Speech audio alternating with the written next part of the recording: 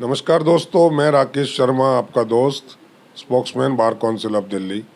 आज आपसे बात कर रहा हूँ एक बहुत अहम मुद्दे पर जो हमारे अधिवक्ता साथियों से जुड़ा हुआ है। और मुद्दा है आने वाले 19 अक्टूबर 2024 को होने वाले चुनावों के बारे में जो कार्रवाई चल रही है, उसमें कुछ चीज़ें अलग अलग तरीके से की जा रही हैं। पहले ऑर्डर आया ऑनरेबल हाई कोर्ट का 19 मार्च 2024 को, जिसके तहत ये election one day one election all bars हो गया, तय हो गया। लोगों ने बड़ा अप्रिशिएट किया, इट शुड बी डन, बहुत अच्छा होगा, भीड़ कम होगी और स्मूथली इलेक्शन हो जाएंगे। लोगों ने इसको अप्रिशिएट किया। उसके बाद इसमें कुछ चीज़ें आई कि डिक्लेरेशन होगा, डिक्लेरेशन में 12 अपीयरेंस दी जाएंगी और जो दूसरी फॉर्मेलिटीज़ हैं वो की जाएंगी। ड्यूज़ के लिए आया कि ड्यूज़ जो हैं वो इंडिविजुअल जो भी जमा करेगा वो अपने इलेक्ट्रॉनिक मोड से या चेक से ही कर पाएगा। वो भी एक अच्छा अप्रिशिएटेबल स्टेप था। उसमें भी बहुत सारी दिक्कतें भी आई, लेकिन लोगों ने वो भी कर दिया। उसके बाद डिक्लेरेशन में 12 अपीयरेंस के लेकर के बहुत अड़चनें आई, बहुत दिक्कतें आई, स्पेशली उन लोगों के लिए जो नोटरीज थे या जो ओथ कमिश्नर का काम कर रहे थे या और दूसरे ट्रिब्यूनल्स में लगे हुए थे या जिन्होंने कभी गौर नहीं किया। उन्होंने अपीयरेंस तो दी लेकिन उनका नाम ऑर्डर शीट में नहीं आ पाया था। तो ऐसी बहुत सारी प्रॉब्लम उनको भी लोगों ने किया और जैसे तैसे करके डिक्लेरेशन फॉर्म आ गए। अब एक नया स्टॉक आ गया, एक नया हैमर आ गया अपॉन दी वोटर्स, एक प्रॉक्सिमिटी कार्ड को लेकर के। ये जो प्रॉक्सिमिटी कार्ड का जो थोड़ा लगा, इससे लोगों में ऐसा पैनिक फैला है कि वोटर्स कुछ तो ये कह रहे हैं, मैं अगर साफ साफ उनके शब्दों में बताऊं कि भाड़ में जाए इलेक्शन, भाड़ में जाए कैंडिडेट, हम इन चक्करों में नहीं पड़ेंगे, हम बिना वोट दिए ही रह लेंगे। और ये एक बहुत बड़ा नुकसान हो जाएगा लीगल फेटर्निटी को कि अगर वोटर्स ने इस तरह की उदासीनता दिखाई और उसमें पार्टिसिपेशन कम हुआ तो इसका मकसद ख़त्म हो जाएगा एसोसिएशंस का। इसके लिए पीछे जो मकसद है कि लोग यूनाइट हों, लोग वेलफेयर के लिए काम करें, वो सारा सिस्टम कोलैप्स हो जाएगा। लेकिन प्रॉक्सिमिटी कार्ड का अब 5 तारीख को ये पोर्टल ओपन किया गया और registrar general I think high court की तरफ से ये ऑर्डर आया था। 19 ये आया था जी, मैं आपको बता दूं 5 सितंबर को आया था और इसको इशू किया गया Shri Navendra Dutt Sharma, registrar management and coordination cell, Delhi high court. तो ये जो चीज़ आई है इसमें 5 चीज़ें और मांग ली गई हैं। 4 वही हैं जो डिक्लेरेशन में थी, एक केवल जो एक्स्ट्रा चीज़ मांगी गई है वो है आधार कार्ड। अब इसको लेकर के दोबारा एक कवायद शुरू हो गई है, एक दोबारा प्रोसेस शुरू हो गया, बहुत सारी दिक्कतें आ रही हैं। इस बारे में मैं आज बात करूंगा हमारे दिल्ली बार एसोसिएशन के पूर्व सेक्रेटरी और वर्तमान में प्रेसिडेंट की पोस्ट के लिए कंटेस्ट कर रहे एडवोकेट दिव्य दर्शन शर्मा जी, डी शर्मा जी के नाम से इनको लोग जानते हैं। तो मैं उनको आपसे रूबरू करा रहा हूँ। दिव्य जी, आपका बहुत बहुत स्वागत है हमारे इस वेलफेयर ऑफ एडवोकेट के चैनल में। तो सीधा सा मैं पूछ रहा हूँ, ये जो पैनिक फैल रहा है इसको लेकर के प्रॉक्सिमिटी कार्ड को, इसके बारे में आपके पास क्या इनकमिंग हैं, क्या इनपुट्स आ रही है? राकेश जी, सबसे पहले तो धन्यवाद, आपने एक बहुत ही बर्निंग इश्यूज़ को आज टेकअप किया है। जैसा कि आप जानते हैं कि डेमोक्रेसी की ब्यूटी होती है आपके द्वारा दिया गया वोट। हम किसी भी डेवलपमेंट, किसी भी इम्प्रूवमेंट के लिए हमेशा तैयार रहते हैं, क्योंकि लीगल फ्रेटर्निटी है, हमेशा उस चीज़ को हम वेलकम करते हैं जो कोई भी डेवलपमेंट होता है। लेकिन जिस तरह से ये चीज़ें अभी चली हैं, उससे आज की डेट में जो मैं देख रहा हूँ कि हमारा जनरल मेंबर बहुत ज़्यादा एग्जॉस्ट है और वो ये फील कर रहा है कि केवल उस पर एक ही काम रह गया है कि वो कैसे किसी बार का वोटर बने। जिस तरह से ये 19 मार्च का जो जजमेंट 2024 में आया, उस जजमेंट्स को वेलकम किया, ठीक है। ऑनरेबल कोर्ट का जो डायरेक्शन है वो हम फॉलो करते हैं। इससे पहले भी 2016 में 1 बार 1 वोट आया था, उस समय भी मैं डीवी में सेक्रेटरी था और हमने इस चीज़ को वेलकम किया था। ठीक है, अगर कोई बात ऐसी है कि जिस बार में आप इंटरेस्ट रखते हैं उस बार में अगर आप वोटिंग राइट रखें तो उसको वेलकम किया गया। लेकिन दिक्कत सबसे ज़्यादा तब शुरू हो जाती है जब चीज़ों को हम पीसीज में लेकर के आ रहे हैं। आप ये देखिएगा कि 19 मार्च के ऑनरेबल कोर्ट के ऑर्डर में ये कहा गया 12 जजमेंट्स। अब जब हम उसका प्रैक्टिकली जब हमने उसको अप्लाई करना शुरू करा तो आप ये देखिएगा कि मैक्सिमम कोर्ट्स में जब आप कोर्ट में जाते हैं, आप भी कोर्ट में अपीयर होते हैं, हम भी कोर्ट में अपीयर होते हैं, तो हाज़िरी के टाइम पर ये कहा जाता है learned council for the plaintiff, learned council for the defendant. आप छोड़ दीजिए आपके साथ जो प्रॉक्सी खड़ा है या आपके साथ जो बेचारा आपका एसोसिएट खड़ा है कि उसका नाम लिखा जाएगा, इवन आपका या हमारा नाम भी नहीं लिखा गया। जब बात 12-12 अपीयरेंस की आई तो कितना दिक्कत पड़ी है लोगों को अपनी एक एक अटेंडेंस को चूज़ करने के लिए, चुनने के लिए, उन 12 अटेंडेंस को इकट्ठा करने के लिए, क्योंकि एकदम से आया हुआ ऑर्डर था। क्योंकि मेरे को ये लगता है कि ऑर्डर ठीक है, अच्छी बात है कि 12 अपीयरेंस लिए जाएँ, क्योंकि हम ये चाहते हैं जो प्रैक्टिसिंग एडवोकेट वो रहें।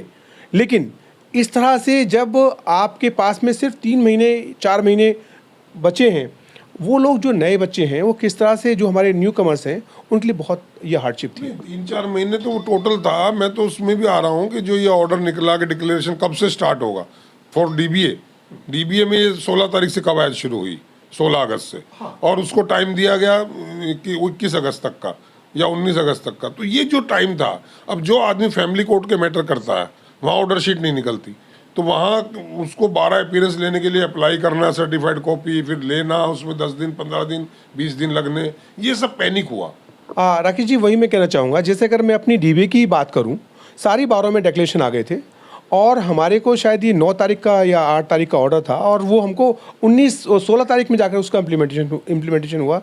तो ये जो इतना वैल्यूएबल टाइम जो गया, जो लोगों को अपने कलेक्ट करने के लिए, अपने ऑर्डर शीट वगैरह या डिक्लेरेशन फिल करने के लिए जो कम टाइम पीरियड मिला, उसके लिए कौन अपनी जवाबदेही लेगा? इसके लिए बाहर जिम्मेदार है, सीधी सीधी। नहीं, ये चीज़ें बोला था। नहीं, देखिएगा, मैं छोटी सी एक चीज़ यहाँ ये कहना चाहूँगा, क्योंकि 2 प्रोसेस हमारे अलग अलग चलते हैं। जब से ये 1 बार 1 वोट का जजमेंट आया और उसके बाद जो जजमेंट आए हैं, एक इलेक्शन कमेटी होती है और एक इलेक्शन कमीशन होता है। इलेक्शन कमेटी जो होती है उसका under the chairmanship of appointed by DJ, हमारे ऑनरेबल एडीजे और एएसजे उसको चेयर करते हैं और हमारी बार के 2 उसमें मेंबर होते हैं। तो this is the duty of the chairman कि वो हमारी बार की जो भी जो भी हमारा वोटर लिस्ट है वो प्रिपेयर करें और ये सुनिश्चित करें कि क्या उसकी सूचना सही तरह से आगे मेंबर्स तक पहुंच गई है, क्योंकि ये काफ़ी देर से इशू हुआ, लगभग 4 या 5 दिन बहुत वैल्यूएबल टाइम होता है जो हमारे वेस्टेज। 9 तारीख को बार में लेटर आ गया था चेयरमैन जो इलेक्शन कमेटी के उनकी तरफ से, लेकिन उसको बाहर निकालने में 8 दिन लगाए। 16 तारीख को वो बाहर निकाला गया। इससे पहले फंक्शन में लगे रहे और चीज़ों में लगे रहे, उसकी तरफ किसी ने ध्यान नहीं दिया, जो इंडिकेट ये करता है कि एक कॉन्स्पिरेसी है कि इस इलेक्शन को किसी तरह से डेफर किया जाए। अब हम उससे एक कदम आगे आ गए, शायद इसी वजह से उसको 2 बार हमारे उसको पीरियड को आगे ग्रेस दिया गया, उसको बढ़ाया गया। अब नेक्स्ट एक चीज़ हमारे साथ में आती है, डिक्लेरेशन में हम 4 चीज़ें ऑलरेडी फिल कर रहे थे। हम अपने सिग्नेचर, हम अपने फोटोग्राफ्स, हम अपना दोनों आई कार्ड BCD और पैरेलली हमारा DBA का जो आई कार्ड्स था। जो प्रॉक्सिमिटी कार्ड है, क्योंकि इसके लिए एक ऑलरेडी एक आप देखेंगे तो 28 मई को एक एप्लीकेशन लगी थी, उसमें एक आ गया था कि जो हमारी बायोमेट्रिक है उसको उन्होंने एग्जम्प्ट कर दिया था, लेकिन उसके बाद ये प्रोसेस शुरू हो जाना चाहिए था, जबकि ये प्रोसेस इतना लेट शुरू हुआ है। 5 सितंबर को ये आप ये देखें, ये सर्कुलर आया जो ऑनरेबल हमारे रजिस्ट्रार साहब का है। अब इसमें 5 चीज़ें मांगी गई हैं, हमारा फोटोग्राफ, सिग्नेचर, दोनों हमारे BCD और DBA के हमारे जो भी जिस बार का मेंबर है उनके ID कार्ड्स, साथ में आधार कार्ड। बहुत मुश्किल है दोबारा से वोटर्स से वो सब चीज़ों को कलेक्ट कराना, या मेंबर्स के लिए ये बेहतर होता कि जिस समय हमने अपने डिक्लेरेशन दिए थे उस समय हमसे आधार कार्ड भी ले लिया जाता और उसी को ही इसको प्रॉक्सिमिटी कार्ड में कन्वर्ट कर दिया जाता। ये जो एक्सरसाइज है, अब आप देखें, अगर आप आज से देखते हैं, आज भी मैं देख रहा था साइट में अलग अलग तरह के लोगों की दिक्कत आ रही है कि साइट कहीं क्रैश कर रही है, कोई उसकी टेक्निकल दिक्कत आ रही है। आज तक प्रॉपर फंक्शनिंग में साइट नहीं है, लोगों को प्रॉपर इसकी अभी नॉलेज भी नहीं हो पाई है। जो लोग अपने रिमोट एरियाज़ में अगर छुट्टी पर हैं या जैसे भी हैं, हमारे पास 25 वर्किंग डे नहीं है, लास्ट डेट इसमें मेंशन नहीं है, हमारे पास 25 वर्किंग डे नहीं है, जिसमें हम लगभग 1.5 लाख जो मेंबर हैं डिफरेंट बार एसोसिएशन के, अगर हम टोटल BCD का नंबर देखें तो वो तो आज 0.2 लाख से ऊपर जाता है, लेकिन लगभग 1.25 से 1.5 लाख हमारा वकील भाई डिफरेंट बार्स का या ट्रिब्यूनल का मेंबर है। आप ये देखिए, ये बहुत ही एक इस तरह का प्रोसेस हो गया जो बेस हमारा है इलेक्शन, उसको होस्टाइल करता है। वही वही एक कॉन्स्पिरेसी की तरफ इशारा होता है कि कहीं ना कहीं ये फंक्शन ना हो पाए, ये जो एक्सरसाइज ना हो पाए, और बस ये कह दिया जाए कोई ना कोई फिर कोर्ट में चला जाए कि जी इसको प्रोसेस को टाल दिया जाए, इसको 4 महीने 6 महीने और इसको पोस्टपोन किया जाए। जी, मैंने यहाँ एक खुद आज एक रिप्रेजेंटेशन दिया है honourable registrar Delhi high court को कि इसके लिए हमको इस बार एग्जेम्प्ट किया जाए, क्योंकि हम एक बात फिर कहेंगे, अगर ऑनरेबल हाई कोर्ट का कोई ऑर्डर है तो उसकी हमारी ड्यूटी बनती है कि हम उसकी कंप्लाइंस करें। लेकिन ये इतना लेट क्यों शुरू हुआ? आज टाइमिंग पर सवाल है, और ये टाइमिंग्स 12 लेट नहीं कर रही हैं। ये जो डेट है, ये रजिस्ट्रार साहब के यहाँ से ये आप देखें जो सर्कुलर आया है, ये बहुत लेट आया है। आप इसको देखिएगा, ये आपका 5/9 का सर्कुलर है। आप ये देखिएगा, वर्किंग डेज तो आप देखेंगे, हमारे पास बहुत जरूरी बोनाफाइड काम के लिए टाइम नहीं होते हम कोर्ट्स में। 19/3 का निकला था ऑनरेबल हाई कोर्ट का जी, तभी ये सब चीजें निकल जानी चाहिए थी। हाँ, दुख की बात यही है, ये चीज़ें हो सकती थी अगर सीरियस होकर इस पे काम किया जाता। ऑर्डर, ऑनरेबल कोर्ट के ऑर्डर की कंप्लाइंस करना हमारी भी ड्यूटी है, लेकिन पैरेलली जो सबऑर्डिनेट्स हैं ऑनरेबल कोर्ट्स के नीचे, उनकी भी ड्यूटी बनती है। और आज बार में हर बंदा बहुत पैनिक है। अगर आप सोशल मीडिया पर देखें तो मीम्स बन रहे हैं कि, और जनरल मेंबर कहता है कि क्या कोई जॉब लग रहा है जो हम इतना हार्डशिप लेंगे, ये करेंगे वो करेंगे। तो आज की डेट में लग रहा है कि अगर किसी बार का वोटर बनना आज की डेट में मुश्किल हो गया एक IAS बनने से। इस कॉम्प्लिकेशन की तरह भी बात करें तो मेरे दिमाग में भी ये बात आ रही थी, और मुझे बहुत सारे लोगों ने बात की कि अल्टीमेट पर्पस क्या है इन सब एक्सरसाइज कराने का। पर्पस यही है ना कि वोटर जेन्युइन हो और वो प्रॉपरली वोटिंग कर सके, यही एक पर्पस है। डेफिनेटली, उसके लिए आपने उनका कंसर्न बार का आई कार्ड ले लिया, बिल्कुल, बार काउंसिल ऑफ दिल्ली का कार्ड ले लिया, आई कार्ड। उसके लिए आपने उसकी फिर अपीयरेंसेस ले ली 12। उसके बाद उसने आपका उसने फ़ोटो ले लिया जो अब करंट में, हालांकि सबके photos bar council of Delhi में भी हैं और डिफरेंट बार एसोसिएशन में भी at the time of enrolment membership photo है। इसके बावजूद भी फ़ोटो लोगों ने दिया। अब आपको क्या जेन्युइनिटी सिर्फ एक आधार कार्ड से बनेगी? तो सिर्फ इन चीज़ों को वेव ऑफ कर देते, केवल आधार कार्ड से वोटिंग करवा देते। ये जो आधार कार्ड की बात है, चलिए आप उसको आधार कार्ड से लिंक करना चाहते हैं, एक अच्छी बात है, अच्छा प्रयास है, लेकिन ये at the time of declaration लिया जा सकता था। यस, आज पैनिक इस बात का है, आज जो हमारे बहुत सारे मेंबर ऐसे हैं जो ऑनलाइन चीज़ों को नहीं इतना से भी नहीं है, वो इंटरनेट पे इतना ज़्यादा फ्रेंडली नहीं है, या इतना ज़्यादा टेक्निकली उसमें वो लोग अपने आप को अच्छा नहीं पाते हैं। मैंने लोगों से बात की, उसमें प्रॉब्लम ये आ रही है, बहुत लोगों के पास कंसर्न बार का आई कार्ड नहीं है या एक्सपायर हो चुका है, उन्होंने बनने नहीं दिया। बहुत लोगों के पास बार काउंसिल ऑफ दिल्ली का ही आई कार्ड नहीं है, हो गया है या कुछ ने बनने दिया हुआ है, प्रोसेस में है। कुछ लोगों के पास जो है आधार कार्ड भी नहीं है, आधार कार्ड खो गया है या उनका कोई उसमें कुछ गड़बड़ है या वो नहीं अभी अब ला पाएंगे। तो ऐसी प्रॉब्लम के चलते, और एक पोर्टल में भी प्रॉब्लम आ रही है कि वहाँ अगर आपने कुछ फीड हो गया और वो गलती से एक बार फीड हो गया और वो वहाँ इंडोज हो गया तो यू कांट करेक्ट इट। हाँ, सुबह ऐसे कुछ मेरे पास ही मेरे कुछ युवा साथी आए जो पोर्टल पे कुछ लिख रहे थे, लेकिन पोर्टल पे कुछ और आया है। जैसे कि हमारा जो D नंबर है, जैसे हम D// हम लोग आगे लिखते हैं तो उनका वो स्लैश आगे लगा चला गया अपने आप ही, और D उसके जस्ट पीछे आ गया, लेकिन वो करेक्ट नहीं हो रहा है। और हाँ, और उनका जो डेट ऑफ एनरोलमेंट है वो कोई और है, लेकिन वो ऑलरेडी उसमें कुछ और लिखा आ गया। अब आप ये बताइए, इस तरह का अगर कोई दिक्कतें उनको आ रही हैं तो थोड़ा पेशेंस आदमी लूज़ करता है। मेरा आज भी सिर्फ एक ऑनरेबल कोर्ट से, और मैंने आज ऑनरेबल रजिस्ट्रार साहब को भी ये लिखा है कि, और अभी मीटिंग्स भी चल रही हैं, मैं रिक्वेस्ट भी करूँगा कि कोऑर्डिनेशन कमेटीज़ में संज्ञान लें, 12 में संज्ञान लें, और जल्दी से इस पैनिक कंडीशन से हमें निकालें, और ऑनरेबल कोर्ट के पास जाकर रिक्वेस्ट की जाए इस चीज़ के लिए कि थोड़ा ये टाइम टेकिंग प्रोसेस है, इसको हम बहुत मल्टीपर्पज़ यूज़ कर सकते हैं फ्यूचर में। Card is not wrong, it's not wrong, it's होना चाहिए, ये बहुत पहले हो जाना चाहिए था।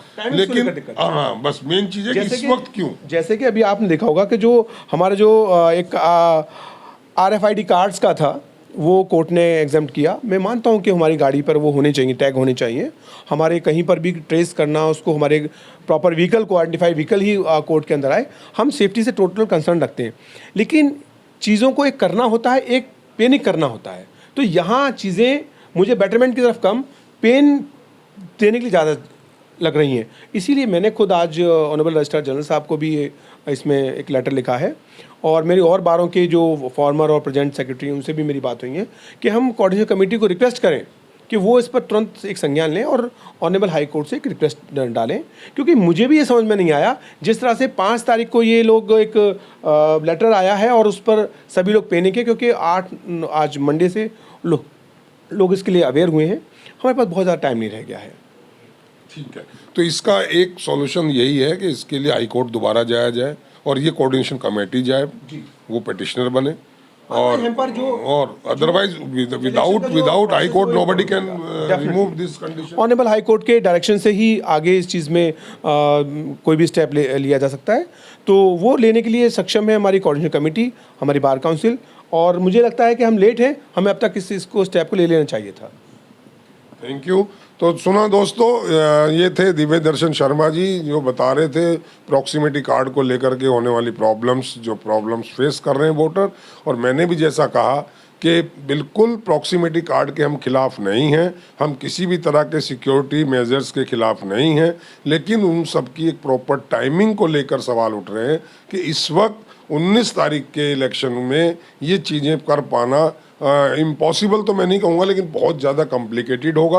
वोटर्स की जो तादाद है वो कम हो जाएगी, और वो इसकी सुंदरता को, इसकी ब्यूटी को, एसोसिएशंस की जो स्ट्रेंथ है उसको कम कर देगी, उसको ख़राब कर देगी। ऐसा नहीं होना चाहिए। तो मेरी तमाम कोऑर्डिनेशन कमेटी के जो ऑफिस बीरर्स हैं, और आई थिंक लकीली जो डीबीए के सेक्रेटरी हैं वही कोऑर्डिनेशन कमेटी के सेक्रेटरी हैं, और पटियाला हाउस के जो वत्स जी हैं वो उसके चेयरमैन हैं, मैं उनसे स्पेशली रिक्वेस्ट करूंगा कि इमीडिएटली वार लेवल पर इस मैटर को टेकअप करें, ताकि ये जो पैनिक जो फैल गया है ये ख़त्म हो सके और वोटर जो है खुशी खुशी इसका हिस्सा बन सके, इस इलेक्शन का पार्ट बन सके, और एक अच्छी बार और जो काम करने वाले लोग हैं उनका चयन हो सके। तो आज के लिए दोस्तों इतना ही। फिर एक और मुद्दे पर बात करूंगा। एक अहम मुद्दा आज सुप्रीम कोर्ट में था, उसको लेकर के मैं दोबारा बात करूंगा, और तब तक के लिए दोस्तों विदा चाहता हूँ। Thank you. जय हिंद, जय Bharat. Thank you Sharma ji, thank you.